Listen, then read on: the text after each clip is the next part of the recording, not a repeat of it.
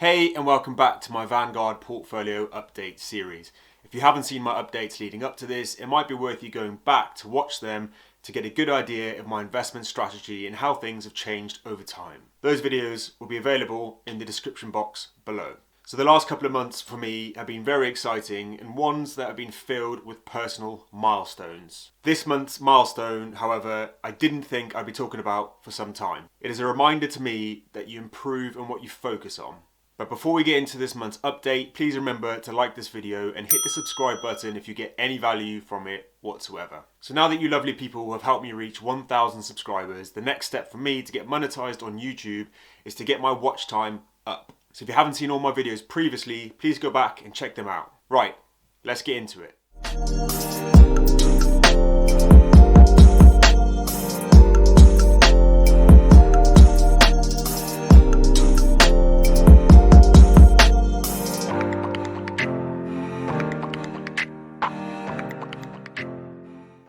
Please remember, I am not a financial professional. Please do your own research, and whatever you do, do not follow me blindly. If you need any advice for your specific situation, please speak to a trained financial professional. This is my journey, and what I'm doing is putting what I've learned into practice. So as of this month, my investment portfolio with Vanguard has reached over £10,000. Now in the grand scheme of things, this might not seem like a huge amount of money to some, but if you are or were anything like I was a couple of years ago, investing in the stock market just wasn't even on the cards. To me, that was just gambling. So to reach £10,000 for me is a huge achievement. Now, my household salary is not high. In fact, it's very average. I've been able to accumulate this sum of money in just under 2 years by being very intentional. Remember that word. I got myself out of debt, got rid of a leased car, started a side hustle and started investing into index funds. Every extra bit of money that came my way, I would invest it. Anytime my pay increased at all, I invested the difference. I automated my payments towards Vanguard and not once did I stop. Now, I'm already seeing the benefits of dollar cost averaging. And if you aren't sure what that is, check out the video linked above for a detailed look at it. But essentially, you're just buying stocks every single month regardless of what the stock market is doing. Okay, so in my September portfolio update last month, I was 24.35% up year to date. The total value of the portfolio was £9,487.07. Now that comprised of 5,970.40 in my SIP and 3,516.67 in my stocks and shares ISA. Now usually at this point of the video, I'll tell you about how I haven't changed anything and I've continued to invest in the same funds as I always have. However, if you followed last month's update, you will know that I talked about starting a fund to begin investing in property. Well, I wasn't lying. I've done exactly that. So I started investing in the S&P 500, the VUSA fund within my stocks and shares ISA within Vanguard. My intention is to grow this fund as large as possible so my partner and I can use it towards buy-to-lets in the future. For me, there's no real time scale on this, but I just know that I want to get it started. So I'm not really worried about withdrawing this money from my ISA, which I know will affect my annual allowance, but until I'm maxing it out at £20,000 a year, I think I'll be alright. Right, let's take a look at the numbers over in Vanguard. Okay, so here we are at the Vanguard website. Let's take a look at an overview. So like I said, as you can see there, the portfolio value is now over £10,000, so £10,124.17. And you can see how that's broken down there within the pension and the ISA. So you can see there, as I mentioned in previous videos, there's a pending on both of those, and that's getting ready for the automatic payment that's going to go into it at the end of the month. And with the pension, I'll show you in a second, is the tax relief from the government that comes in after you've made your deposit a few weeks later. So let's first take a look at the pension, or the SIP, the self-invested personal pension. So the value is just over £6,000 there, with a total gain of just over £1,000. So personally, so far within the tax year, I've put myself £620 and the tax relief from the government, which is completely free money. And I know I've talked about this before, but it's quite good to visually see but that £155 is nothing to do with me. That is solely from the government. That's going to help the money within this account compound over time into a bigger sum of money that I would be able to invest had I not got the tax relief. So bear that in mind when you set up a SIP, and if you haven't got a SIP, I really think you should. Now I work in the public sector, so I do have a defined benefit pension alongside this, so this isn't my total pension. If it was solely my pension, my only pension, I'd be putting in as much money as I possibly can into it to take advantage of that tax relief. But if you're in that situation and you have a defined contribution pension whereby you build up a pot of money with your employer potentially matching, and they, whatever they match you, I urge you to max that out as much as possible. But alongside that is having your own pension that you can access. Currently for me, I can access this pension at 55. So for me, I like the fact that it's locked away. That sounds a bit counterintuitive because I'm putting money into my ISA alongside my pension, but I want to have this money to grow, that I know that, when I'm older, that I can withdraw from and give myself a salary. Look at the managed payments, so you can see there. So I've upped it from £80 to 100. I feel like slowly incremental progress for the amount that you put into an account is the best way to do it, because if you go from £0 to £100 a month or 200 or whatever it is that is relative to your salary, it feels like you're almost losing money. But if you start off at even just with like £20 a month and then up to 30 and then up to 40, and over a couple of years before you know it, you're putting 100 or more. So I've just upped it this month because I just want to start ramping up my investments really. So we look at the transactions here. So this is the pending order status that I was talking about earlier.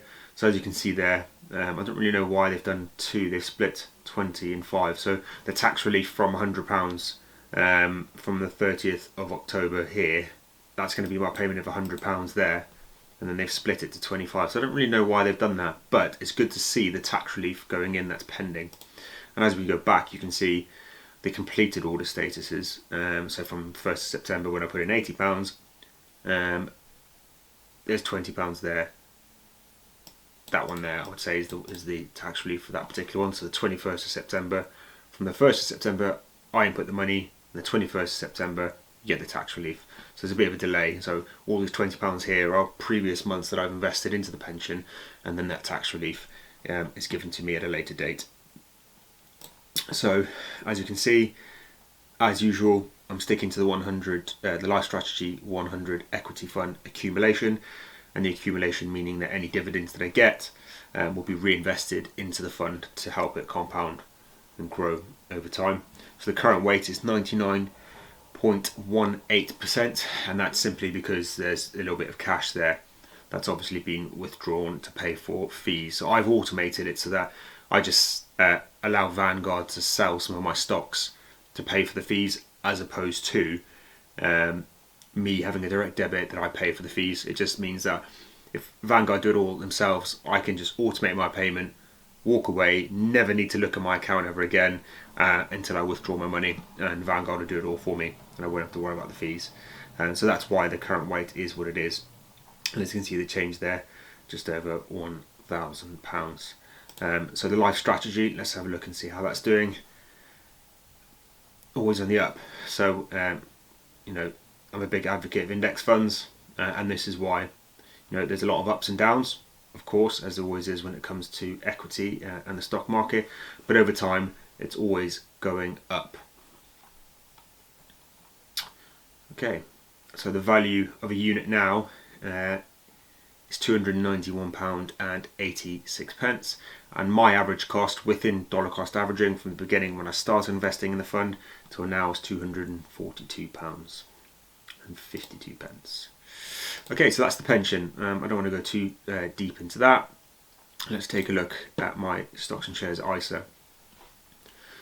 So the current value is £3,975.84, within touching distance of £4,000, which is fantastic. That's almost as much debt as I was in before I started learning about money and investing.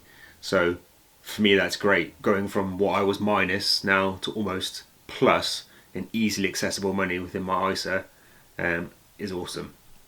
So as you'll see here, the change that I made, as I said previously, is that I have now invested in the S&P 500, the VUSA fund, the ETF that Vanguard allows you to get exposure to the top 500 companies within America.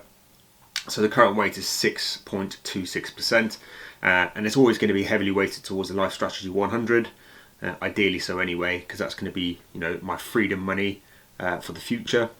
And the S&P 500 fund that I'm going to be investing in is just going to be for property. So I'm going to be putting in £250 a month there or thereabouts for the foreseeable future. So it's a bit more than I'm currently putting into my Life Strategy 100 fund, but that's because I know I'm going to be accessing it sooner, so I want to get as much exposure to the S&P 500 as possible. So I've only got £6.52 so far from that, so it's not a huge gain, but again, it's the long-term dollar cost averaging that I'm looking for. Even though the Life Strategy 100 does have exposure to the S&P 500, it's quite a small percentage, and the S&P 500 being the benchmark for sort of the stock market in the West, I thought it would be good to use that as my benchmark to invest the money into. So let's take a look at the S&P 500 then and see how it's doing. And as you can see where the green little markers are, that's where I purchased, so the 1st of October and the 5th of October there. So you can see, again, just as the S&P 500, it's always on the up. Yes, there's downs, there's ups, but let's not worry about that. Let's continue to be consistent. So if we take a quick look at the transactions, you will see that I have now upped, as of the end of this month, my payment into the ISA from £150 up to £200. Again, just as I did in the pension, I'm progressively, incrementally upping how much money I invest, rather than sticking to the same amount forever, because naturally as I get older, my salary is going to increase, I'm going to get more money, hopefully, and in doing so, I need to increase how much I invest as well. Otherwise, I'm just going to fall foul to lifestyle creep, and I'm going to just spend that money. Probably not, based on how my mindset has shifted when it comes to money, but this is just a way of ensuring that my investments continue to increase as the money that I get coming in does too. And that's it. I'm still keeping it as simple as I possibly can. Okay, to summarise my portfolio this month, my SIP value has increased by £177.93. My ISA value has increased by £459.17, with a total portfolio increase of £637.10 since last month, with a year-to-date increase of 25.15%. You will notice that there isn't a huge amount of swing with my portfolio month to month, and that's down to the fact that I've chosen index funds that are globally diversified. Despite the markets constantly dipping and increasing, I will continue to invest every single month. If you're watching my videos to get the latest up-to-date trends within the stock market, I hate to disappoint you, but that is not what I'm here for. It's not going to change how I invest, because I'm not trying to speculate and guess what might happen. Instead, I'm being intentional and consistent with my investing. And that for me is the path to wealth. That being said, I have decided to put a bit of play money into my eToro account and invested into Bitcoin. This is solely for fun, and in no way is it part of my investment strategy. My plan is to pass on as much knowledge about what I have learned to other people, so I feel it's necessary to invest a small amount into cryptocurrency to experience its volatility and at least pass on what I've learned. And it's not disappointed with volatility. So as you can see, I invested just the minimum deposit amount into eToro on the 30th of September, and so far the returns are over 45%. I then deposited a bit more on the 15th of November, and that is up around 2%. Now the truth is, I can really see why people are attracted to this, but I urge you, if you're going to invest in cryptocurrency, consider only putting a very small percentage of your total money invested. It's so sad to see people investing all of their savings into Bitcoin in the hopes that they're going to become overnight millionaires. This really does feel like gambling and is not the strategy for long-term success or wealth. So this is the first time I've used eToro, and if you want to get started with them, you can follow my referral link in the description box below to get started. Please remind yourself regularly that the tortoise wins the race, not the hare. Index funds. Learn about them, understand them, and consider investing in them. Investing really is a marathon, not a sprint. So thank you very much again for watching. Stay tuned for more videos, and if you haven't already, hit that subscribe button.